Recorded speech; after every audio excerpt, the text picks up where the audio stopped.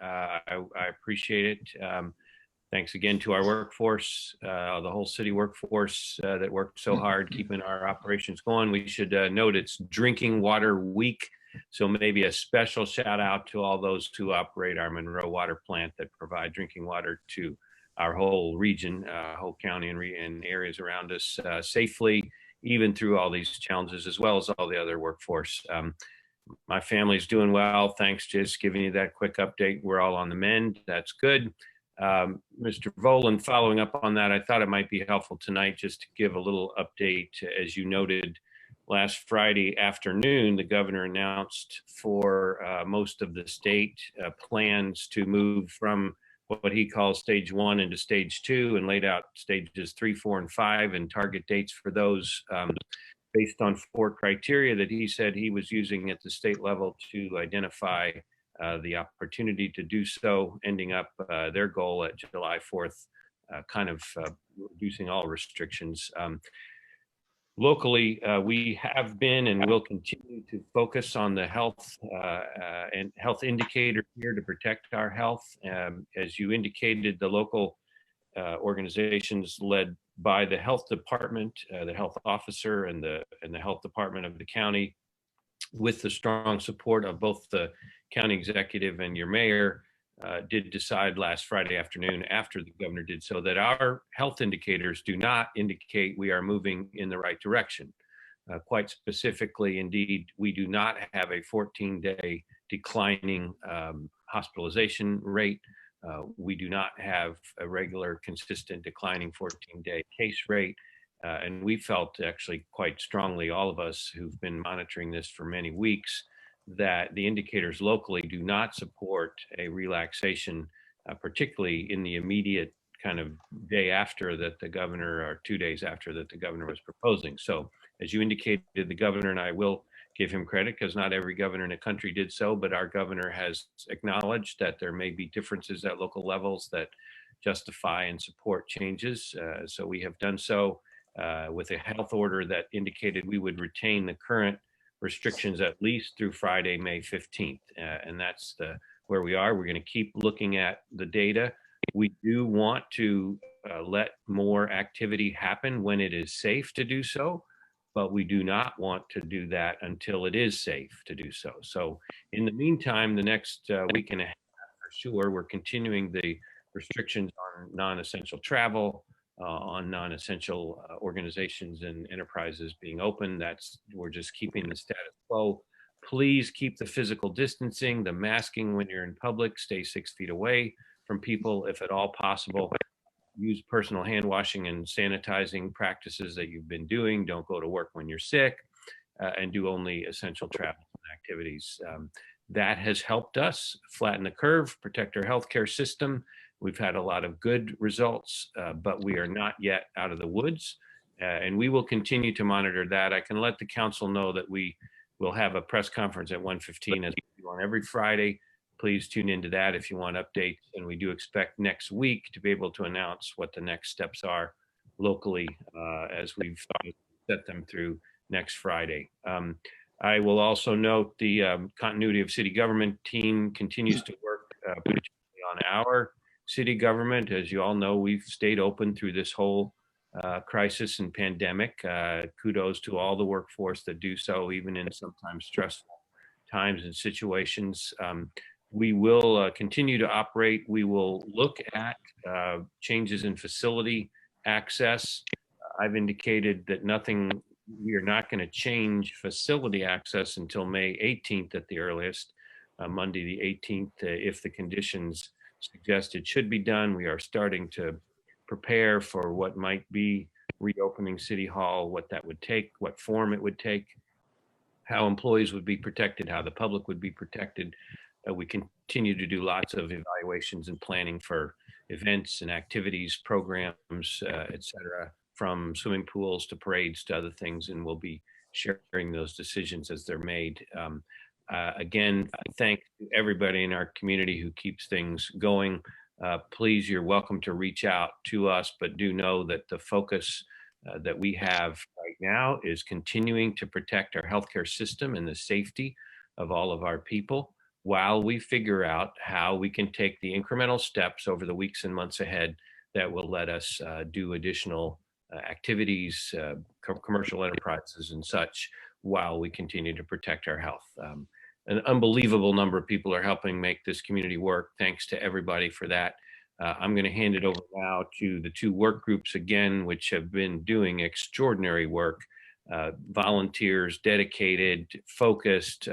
First, let's hear from Beverly Callender Anderson on the social services group, which has worked so hard to stand up and protect the basic safety net during these challenges, and I can't thank them enough. And then after that, from Applicant Crowley, who's helped the Economic Stabilization and Recovery Group, which also has done extraordinary work over the last 6 weeks or so. And I think we're going to be joined tonight by one member of that group too, Aaron Predmore, who can give an update on some of the forthcoming work to try to explore recovery. So thanks to everybody. I'll take questions at the appropriate time, and I'll hand it over, assuming that's okay, Mr. Volan, to Ms. Callender Anderson. Yes, of course. Ms. Callender Anderson, welcome. Please go ahead. All right, thank you, Councilmember Volan and Mayor Hamilton. I'm going to be sharing my screen because I have a short PowerPoint presentation. They're all so fancy and good. That's impressive.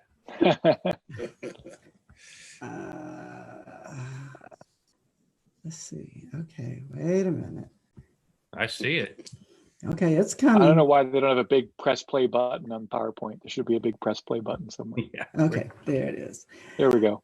Okay, so I'm Beverly Callender Anderson, Director of the Community and Family Resources Department, and I have been the liaison to the COVID-19 Social Services Working Group that's been meeting since about mid-March, maybe. Yeah, it's hard to remember how long we've been meeting. But the members of I'm sorry. Oh, the members of the working group are John Beretta with the Bloomington Health Foundation, Diane Bazell with IU Health Foundation, Efrat Pfefferman with United Way of Monroe County, Tina Peterson with Community Foundation of Bloomington and Monroe County, and Dan Smith with the Indiana University Foundation.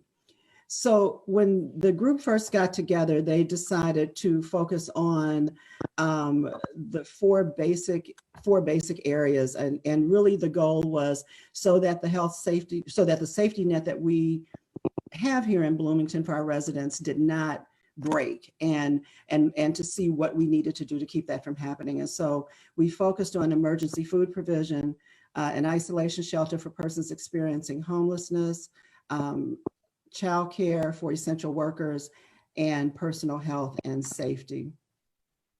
And with emergency food provision, our food providers meet weekly to discuss challenges and needs, and truthfully, some of them have helped to resolve each other's needs as we talk through. Somebody might need boxes, somebody might need gloves, somebody might need, other things, or and so those things that we could resolve immediately, we have.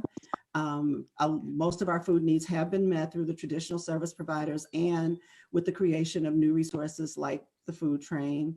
The funding from the United Way's COVID-19 Emergency Fund helped to purchase additional food for agencies that needed it in order to make that happen. And one of the big issues that we found, and one of the priorities that we're focusing on, is to assure that providers have more than a 2-week inventory. Right now, most people have a 2-week inventory for the number of people they were serving prior to the pandemic. And so with the increase in need, because every provider is saying they're seeing people that have never used their services before. So with that increase in need, they're needing to have more inventory. Additionally, places like Community Kitchen, because you can't come in and dine, Community Kitchen, and I would also add Shalom Center to this, they're doing carry out. And so they're looking for provisions that are more portable to pass out to their clientele. The isolation shelter for persons experiencing homelessness. I think I have talked in this meeting before that regional safe recovery site is up and running. It is fully staffed. We have they have the ability to house 58 guests. We serve a 6-county region. So far, they have been averaging about 1 guest per week. And none of the, and I will say that the shelter is for folks who have tested COVID positive, who are awaiting test results, or who are symptomatic and have been told by a health professional that they need to isolate.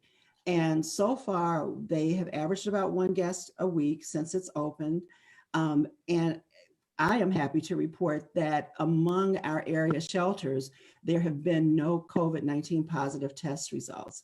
And we attribute that to education and prevention measures and good hygiene, and folks are washing their hands and using sanitizer and that kind of thing. And Wheeler Mission provided some folks to be trained as peer mentors, and they go out to the parks and pass out mask and hand sanitizer and educate their peers on good prevention measures.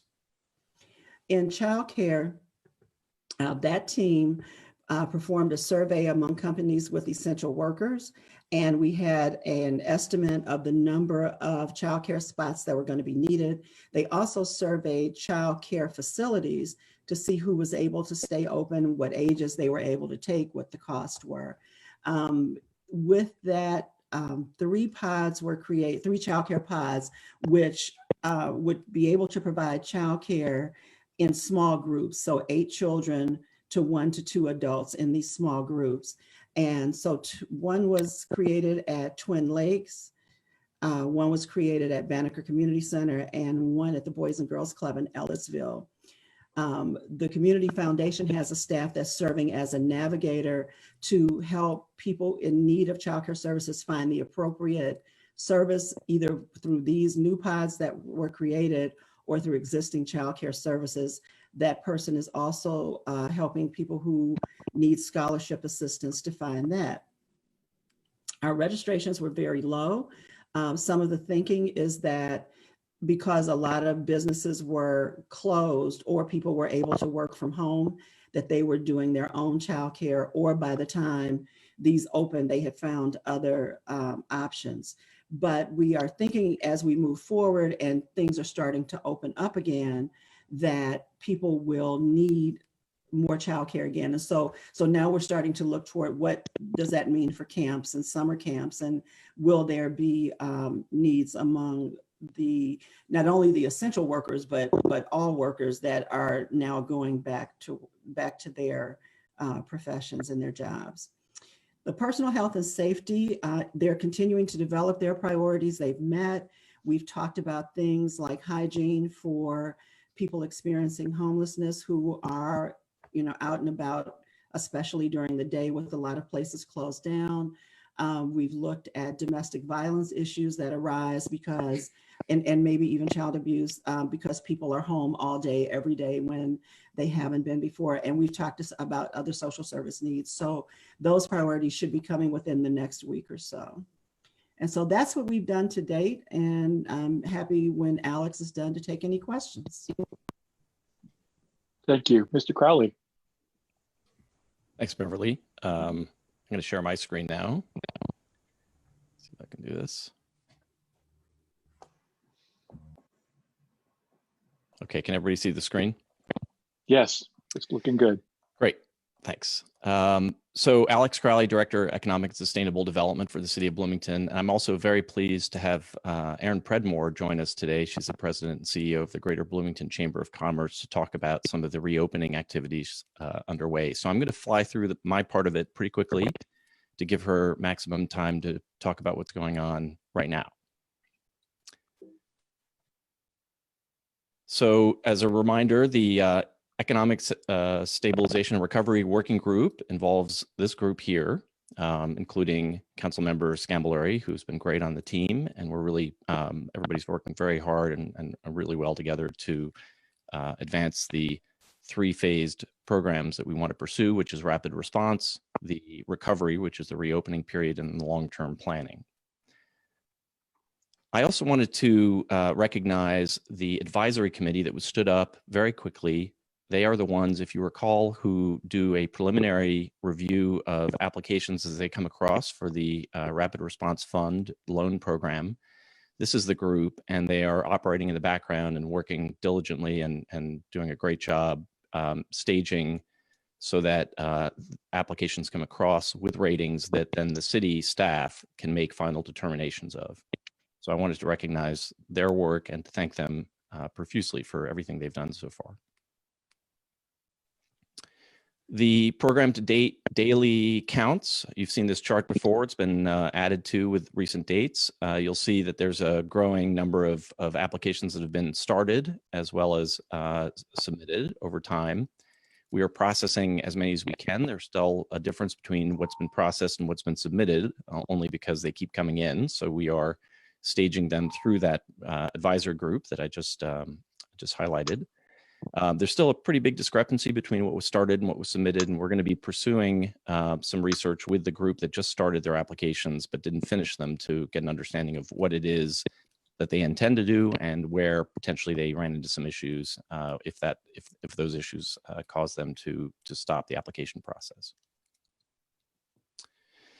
So this is a snapshot as of today. You'll see across those pending submissions, but also what's been withdrawn, what's been submitted but not yet processed. The two that are circled are those that have been approved, in other words, selected for the award but not yet issued funding, and then the award is accepted is what we're tagging the group that has had funding issued.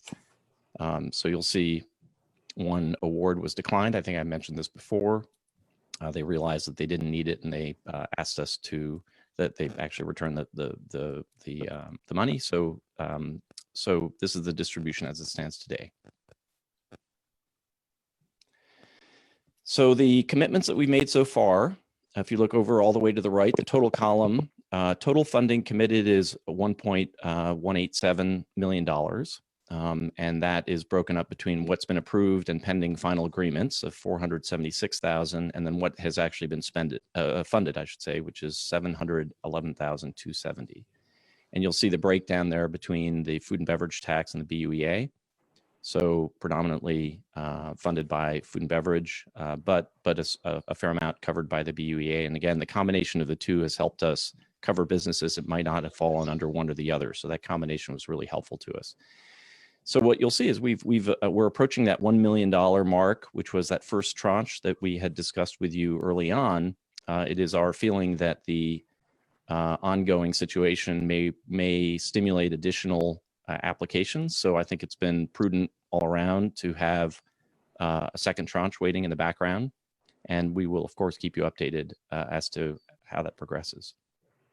At the bottom is the loan amounts in each category. So you can see approximately $27,611 average loan amount for all of the applications that have been funded or approved. Concurrently, and Sean Starowitz is on the phone, so he can, or on the call, so he can answer some questions. But there is a Bloomington Arts Commission and BUEA combined grant program underway. Basically, that program has received applications already. They closed on May 4th. 10 applications per panelist will be reviewed during May 6th through 11. And then you'll see here, as of May 15, they will begin informing organizations of awards and start the disbursement process. I should also note the BUEA has allocated an additional $112,500 in emergency grant funds for Q3 and Q4 2020. So this is the first part of an operational program that will be supported later in the year. Everybody felt it was important not to lose sight of the fact that the second part of the year will be probably painful for some of these organizations. I've included some very high-level demographics of the applications that have been submitted. I'll touch on these very quickly. They're in your packets, and you can look at them more closely, and I'm happy to ask or answer any questions about them. We broke it up by ethnicity, so you'll see Hispanic, Latino versus not, and then race, where you have white versus Asian or Pacific Islander versus Black versus other or no answer. So you'll see a fair percentage of white applicants or non-Hispanic Latino applicants, which is not surprising given our demographics. but we do see that there is a reasonable amount of participation among non-white applicants. So that was encouraging. From a gender perspective, actually a strong female showing with about 48.5%, male and other and no answer, breaking up that way. And then business demographics, this is where the applicant is and can choose multiple options actually. So they are self-reporting what their business demographic is. And you'll see this breakdown. I won't go through all the details, but we are seeing pretty good distribution, which is good. And we like to see that, and we're pushing pretty hard to maximize that distribution. So before I turn it over to Aaron, if anybody watching or listening wants to apply to the Rapid Response Fund, it's at bloomington.in.gov/business. And anyone can feel free to reach out to me directly at the contact information on the screen. Thank you very much for your time. I will turn it over to Aaron. Ms. Predmore. Right. Thank you very much for allowing me an opportunity to talk with you tonight. I'm going to share my screen, and you are here on my search bar. And so I just wanted to highlight, if you go to monroecountycovid-19.org, which is where we're going to go, I'm going to talk to you a little bit about the reopening in the community and kind of how we're navigating this, where things are for individuals to find, to be able to get ready to open back up again. This is the website that the community kind of all put together. It's been in place, I don't know, Beverly couldn't remember how long they've been meeting. I guess March, I can't remember. It's all blending together now, but let's say 6 to 8 weeks. We've got this here for lots of different information for people.